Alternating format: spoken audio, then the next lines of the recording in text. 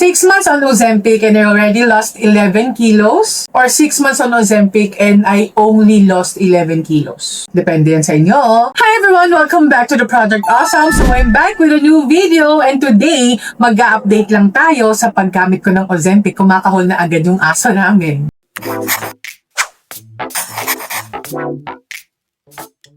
Alam nyo guys, hindi ko nga na-realize, promise, hindi ko talaga na-realize na itong suot kong damit, yung gamit ko, or yung suot ko din, nung huling Ozempic update ko pa. So, compare na lang natin yung difference, mas lumuwag na lang, ayan. So yes, over 6 months na akong gumagamit ng Ozempic. Actually, parang 7 months na nga yata. Tama ba? And I lost over 11 kilos na. Well, sa iba, malaki na yon, pero para sa iba na kokontian pa sila, sa nalus ko na yon, 11 kilos in 7 months, na kokontian sila doon. Pero depende kasi yan talaga sa tao. Actually, I could lose more pa nga siguro talaga, pero tandaan ninyo na hindi naman tayo nagmamadali dito. Tsaka iba-iba rin kasi ang tanggap ng tao dito sa gamot na to, yung GLP-1. Kahit manood kayo ng videos ng mga long-time users ng Ozempic at ng ibang klaseng GLP-1, meron silang tinatawag na slow responders, yung hindi agad nakikitaan ng effect or ng pagpayat. And meron naman sobrang bilis nilang pumayat pag gumagamit sila ng GLP-1. So, depende daw din talaga kasi sa sistema ng tao. Syempre, iba-iba tayo. Tapos, dun pa sa ibang mga napanood ko, sabi nila kapag ka nag-Ozempic ka or GLP-1, kung meron kang mga sakit-sakit, uunahin gamutin ni Ozempic yon bago ka papayatin. Parang ganon. Not to be defensive talaga, sa akin kasi sinusunod ko lang yung guidance ng doctor ko, yung mga sinasabi niya. Umpisa pa lang, 'di ba? Sabi niya na sa akin, wag akong magmadali at ang i-goal ko nga lang daw in 6 months is 10 kilos lang. Pero nung mga 4th to 5th month ko pa lang, na-hit ko na yung 10 kilos na yon. Sabi pa nga niya sa akin, nagmamadali ko yata Pero wala naman akong binabago talaga sa diet ko. So mamaya natin mas pag-usapan yung mga kinakain ko. Pero alam niyo, sa totoo lang, feeling ko mas malaki pa nga yung nalus ko. Feeling ko talaga hindi naman sa pag-aano. Feeling ko talaga, malaki pa sa 11 kilos yung nalus ko. Kasi nararamdaman ko sa katawan ko yung paggaan. Tapos nararamdaman ko pag hinahawakan ko itong mga braso ko, yung katawan ko, yung mga binti ko, nakita ko talagang significantly na lumiit sila, yung katawan ko, yung tiyan ko, although malaki pa rin yung tiyan ko, pero ang laki na talaga ng niliit niya. And alam niyo kung ano pa yung lumiit? Lumiit din yung boobs ko. Seryoso. Hindi ko na nagagamit yung mga dating bra ko kasi lumulukot na siya dahil nga maluwag na, wala na siyang masyadong sinasalo. Nakaka-lurky. Medyo nakakasad yung part na yon, ha? Tapos bukod dyan, napansin ko rin, pati yung ibang mga damit na sumikip na sa akin ng bongga dati, nasusuot ko na sila ulit ngayon. Tapos, mas maluwag pa nga sila ngayon. Mas maganda pa yung fit ngayon. Sunod-sunod yung mga events na inattendan ko recently. Tapos, nakikita ko talaga sa pictures ko, kahit na full body shot yung kuha ko. Although, malaki pa rin ako, pero ang laki na talaga ng niliit ko. Natutuwa ako sa resulta na yun, guys. Promise talaga. Kaya ang advice din talaga ng ibang mga long-time users na ng GLP-1, huwag kayong magre-rely alone sa timbangan. Mas tignan nyo daw yung measurements nyo, kung ayun nga, kung yung mga damit nyo lumuwag na ba. And itong t-shirt na to, guys, promise talaga, tingnan nyo, sobrang luwag niya na sa akin. Although, hindi naman to fit before sa akin, pero ang laki na ng niluwag niya, ganyan. So, yan daw yung mga titignan nyo, yung measurements nyo nga. Tapos, pakiramdaman nyo rin yung sarili nyo kasi mararamdaman nyo naman kung parang gumaan kayo tsaka kung lumiit yung body parts nyo Tapos, isa pa, mag-picture kayo daw ng progress nyo, mag-picture kayo ng before and after, monthly, ganyan, weekly, para makita nyo talaga yung pagbabago sa katawan nyo. And ayun nga, nakikita ko na siya dun sa part na yon. And kaya hindi rin ako nagre-rely sa timbangan kasi nga 'di ba sa GLP-1, hindi ka agad natutunawan. So, minsan, nandyan pa rin yung kinain mo. So, of course, mabigat pa yung magre-reflect sa timbangan, 'di ba? Tapos minsan, meron din tayo yung tinatawag na water weight. Alam nyo, nung dumating nga yung July to August, feeling ko doon, nag-hit ako ng plateau, parang hindi na nag-move. Feeling ko wala na akong progress. Feeling ko hindi na ako nababawasan. Tapos feeling ko nga baka parang nag-gain ko pa siya. Sabi ko, ano ba yan? Parang wala na nangyayari. Tapos iniisip ko na talaga na i-request sa doctor ko na pataasan na yung dosage ko. Kasi sabi nga nila, pag wala ka doon nakikita ng difference ng matagal na, baka daw it's time na itaas mo na yung dosage mo. So dapat sabihin ko na sa doctor ko. Tapos biglang isang araw na lang, parang feeling ko, gumagaan na yung pakiramdam ko. Tapos nakita ko na talaga na lumiliit na yung mukha ko. Parang biglang payat ko, ganon. Compared nung July to August, parang biglang payat ko, biglang liit ng mukha ko, yung katawan ko. Siguro nga wala na yung water weight na yun na tinatawag. Tapos ang feeling ko lang kasi talaga nun, parang feeling ko mabigat, bloated. Yun nga siguro yung water weight na tinatawag. Biglang biglang laki talaga, wala naman akong binago sa diet ko nung consistent lang kung paano yung routine ko everyday. So ano pa bang ibang ginawa ko maliban sa paggamit ng Ozempic, and kung nandun pa rin ba yung side effects, nawalan ba or nabago ba or nadagdagan ba? Una sa lahat guys, I'm still on 0.5 mg na dosage, hindi na talaga pinataasan ng doctor ko. Regular ang check-up ko sa doctor, nung una monthly yung lab tests ko, pero nung gumaganda na yung resulta ng lab test ko, every 2 months na lang. Sabi niya nga sa akin noon, pag gumanda yung resulta mo, every 2 months na lang tayo magkikita. And totoo nga, ganun na yung nangyayari ngayon. Anyway, nag-normal na talaga yung FBS ko, yun yung laging chine-check. Even my HbA1c, I'm so happy kasi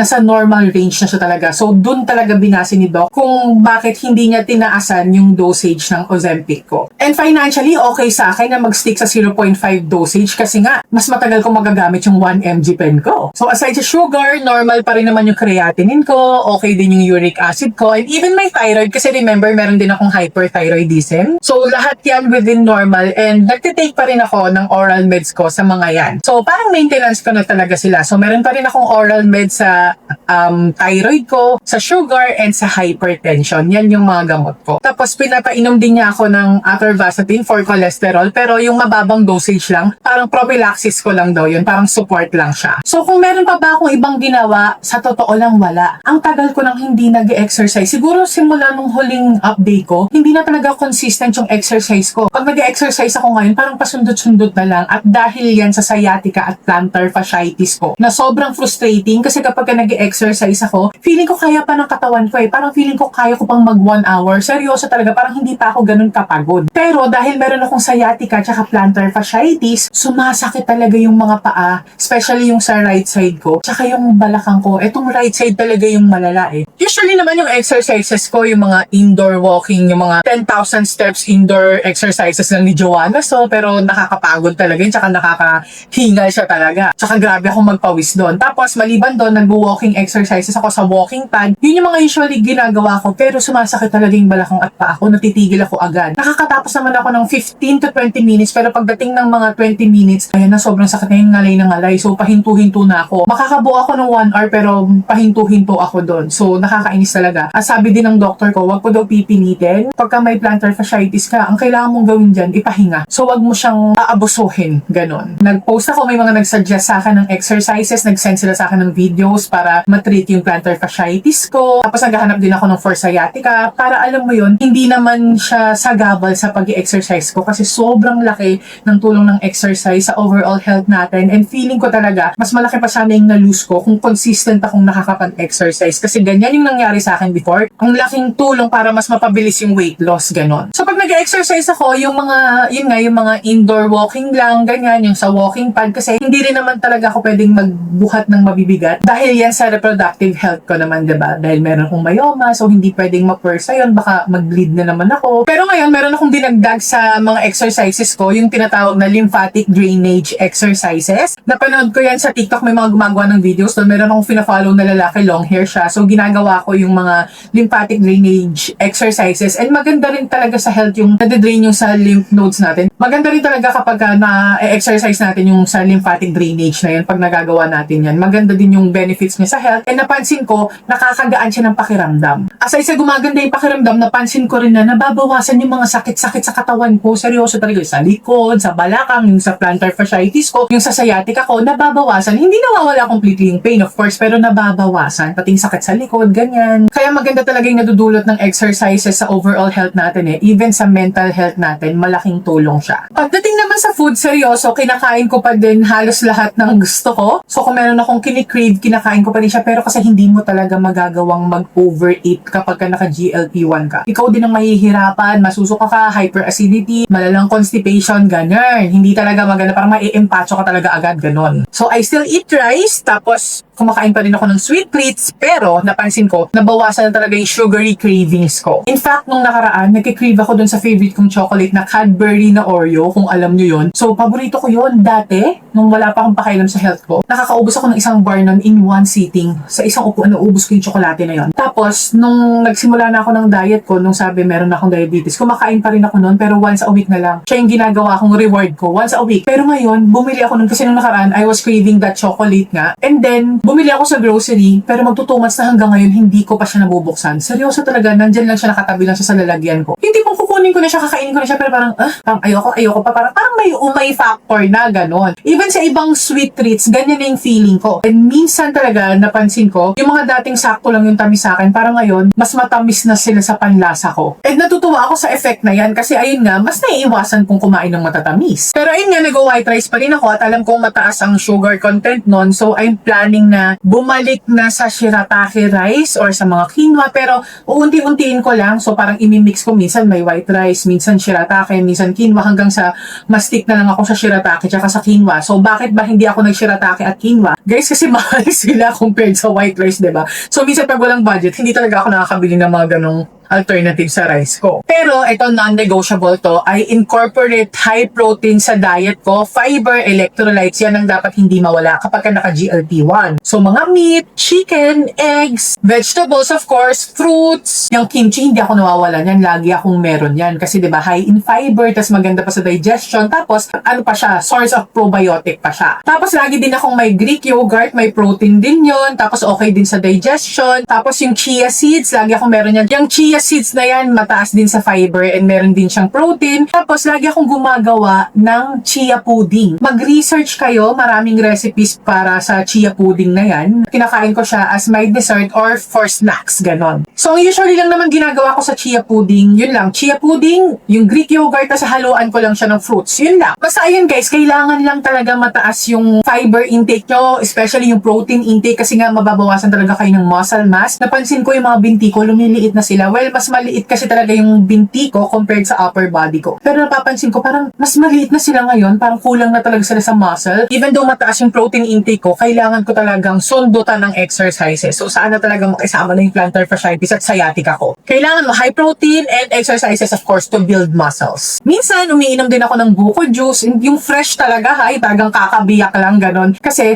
ang taas pa na ng electrolytes ng buko juice, guys. Sa side effects naman, napansin ko, sila pa rin yung mga side effects na nararamdaman ko, pero nabawasan na yung intensity. So, nararamdaman ko pa rin yung constipation, yung fatigue, ganyan, pero hindi na ganun kalala. Kasi before talaga yung constipation, naramdam ko, tapos hindi na rin ako masyadong sinusumpong ng hyperacidity ngayon. Siguro nakakatulong din yan sa kinakain and sa dami ng kinakain, yung quantity, yung quality. Kasi kapag hindi okay mga kinakain mo or pag nag-overeat ka, ay talagang mabubunsol ka, masusuka ka, parang tipong na-empacho ka ganun. Sa fatigue naman yan, nararamdaman ko pa rin talaga. Minsan malala siya, pero kailangan mo lang siya talagang labanan. Kaya nga siguro kailangan ng electrolytes ng katawan natin. And also, kailangan natin kumilos. Kailangan talaga ng exercise para makombat yung fatigue na yan. Pero overall, sa ngayon, wala na akong nararamdamang malalang side effects. Also, to be honest with you, di ba, ang suggestion lang talaga ng OB ko, kahit 6 months lang ako mag-Ozempic. So, sabi rin ng IM doctor ko, yung nag-aalaga sa akin ngayon, sabi naman niya, kahit hanggang kailan ko yan gusto. So, at least 6 months talaga yung pinaka sinasuggest nila kasi doon mo na nga makikita yung significant results. Pero, alam nyo, gusto ko pa siyang ituloy-tuloy and to be honest with you, sa ngayon, natatakot pa akong itigil siya. Para sa akin kasi wala pa ako dun eh. Hindi ko pa nare-reach yung goal ko. And,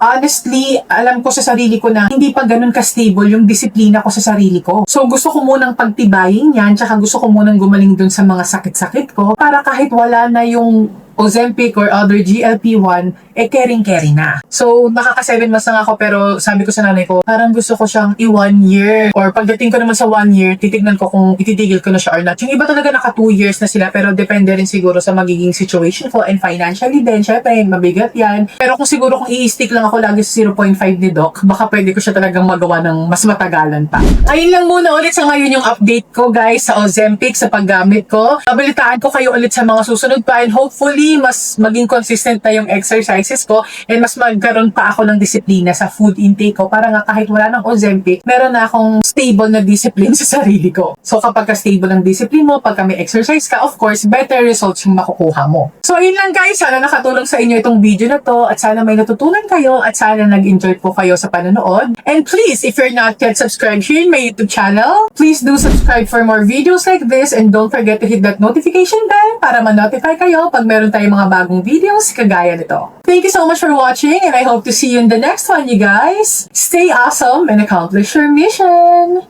Bye!